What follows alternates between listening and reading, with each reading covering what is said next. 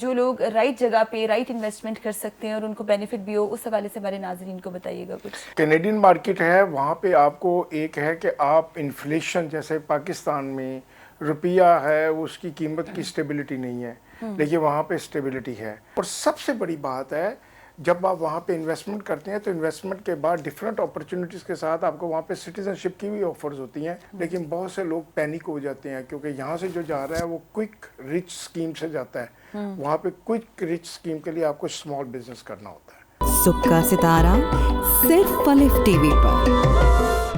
شیخ حسیب صاحب آپ کی طرف آتے ہیں. آپ یہ بتاتے چلیے کہ ماشاءاللہ آپ ہنٹ گروپ آف کمپنیز کے آنر ہیں اور ہیڈ ہیں.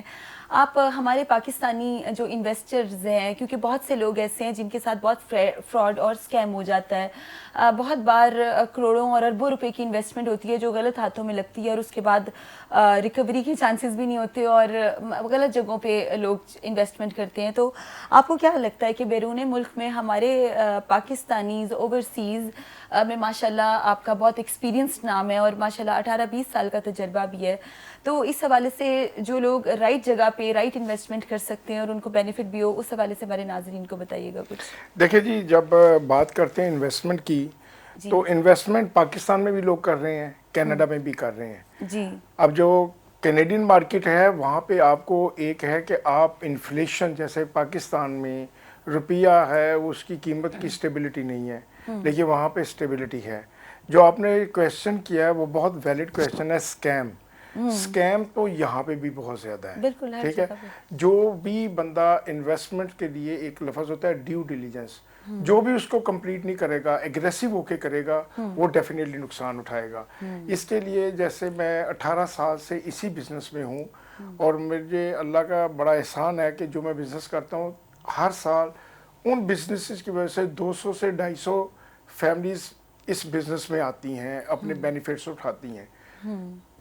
جو رہ گیا کہ اسکیم کو کنٹرول کرنا، بینگ ایز اے پروفیشنل میرا کام ہے. جب بندے آ رہے ہیں تو ہم ان کو یہ بتاتے ہیں every cup of T is not for every one.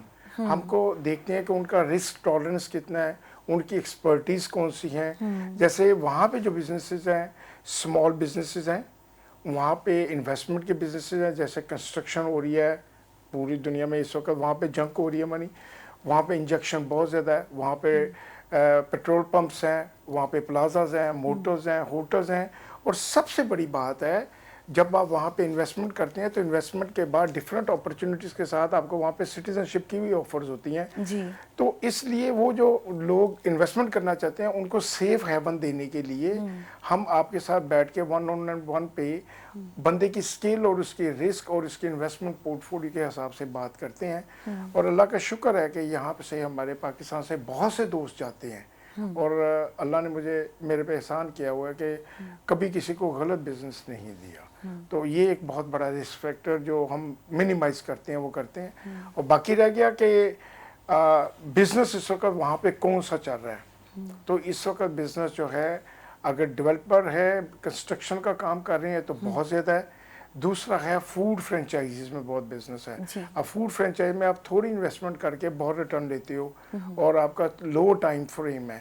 لیکن اگر آپ کنسٹرکشن میں آتے ہو تو آپ کا لانگ ٹائم فریم ہے کہ ایک پروجیکٹ لینا اس کو کمپلیٹ کرنے میں 3 to 4 ایئر لگتے ہیں. منی تو ہے لیکن بہت سے لوگ پینک ہو جاتے ہیں کیونکہ یہاں سے جو جا رہا ہے وہ کوئک رچ اسکیم سے جاتا ہے. وہاں پہ کوئک رچ اسکیم کے لیے آپ کو اسمال بزنس کرنا ہوتا ہے. تو باقی میں ان سے ایک سوال کرتا ہوں کہ جیسے ہمارا لیڈیز کپڑے کا کام ہے وہ وہاں کیسے چلتا ہے اور وہ اس میں کیسے انویسٹمنٹ ہوگی؟ ایکچولی بات یہ ہے کہ میں اپنی بات کرتا ہوں. ہر ایک میرے پاس بندہ آیا وہ مجھے کہتا ہے جی میرے پاس فارمیسی کی پروڈکٹ ہیں. ایک بندہ مجھے پاکستانی ملا وہ کہتا ہے جی میرے پاس سپورٹس کی پروجیکٹس ہیں. یہ وہ بندہ کام کر سکتے ہیں جو کہ ٹریڈ ہاؤس چلاتے ہیں.